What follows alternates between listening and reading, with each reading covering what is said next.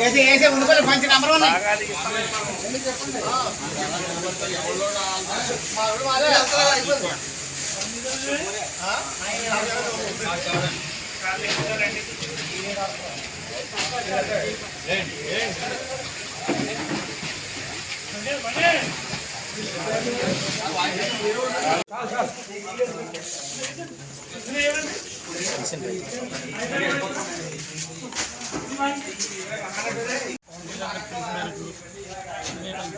NRI Janasena America team వాళ్ళు పవన్ కళ్యాణ్ గారు డబ్బులు 6 కోట్లు ఇవ్వడం జరిగింది.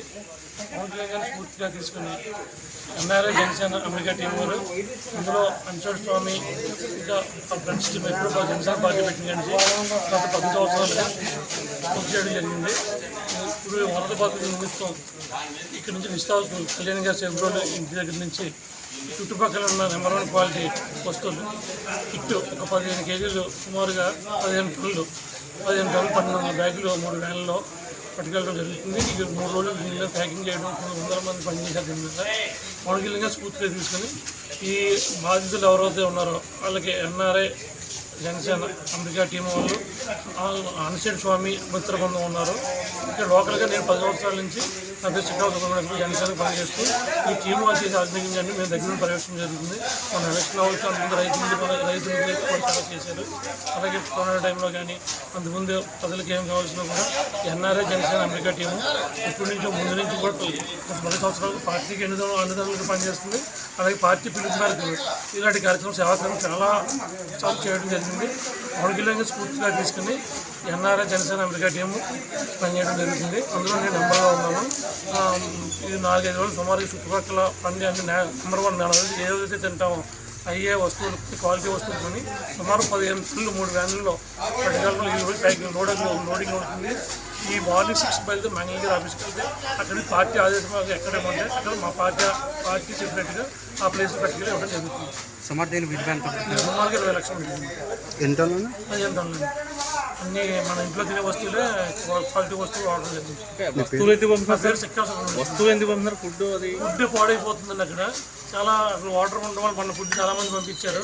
అక్కడ లోపలికి వెళ్లకుండా రోజువారం ఉన్న చూడడం జరిగింది. ఇప్పుడు వాటర్ తగ్గింది కాబట్టి ఇది ప్యాకెట్ ఓపెన్ చేసినా కూడా నల్లాలు పొందిన రూపాయలు కూడా వాడుకొస్తుంది వస్తుంది. దానికోసం ఫుడ్ చాలామంది పట్టుకెళ్ళారు. కొంతమంది పక్కనే పాడైపోవడం రోడ్లు పడేయడం కూడా జరిగింది. ఇప్పుడు వాటర్ కూడా తగ్గింది కాబట్టి ఇప్పుడు ఈ మెటీరియల్ పట్టుకెళ్తే వాళ్ళకి యూజ్ఫుల్ అవుతుంది. అంటే గవర్నమెంట్ కూడా సీఎం గారు డిప్యూటీ సీఎం పవన్ కళ్యాణ్ గారు కూడా రేపు నుంచి ఈ నిత్యావసర వస్తువులు 10 కేజీలు బియ్యం, ఉల్లిపాయలు 2 కేజీలు, ఆలుగడ్డ 2 కేజీలు, ఆయిల్ ప్యాకెట్ ఇస్తాను కూడా ప్రకటించారు.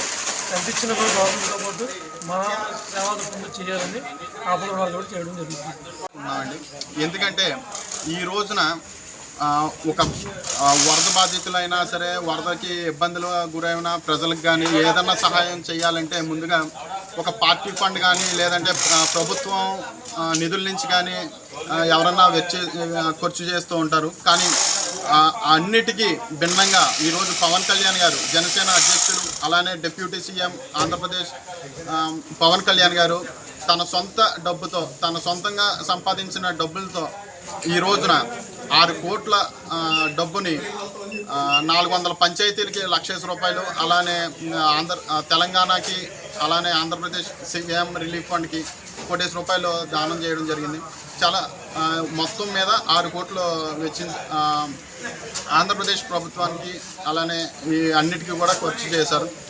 ఇది చాలా సంతోషకరమైన విషయం.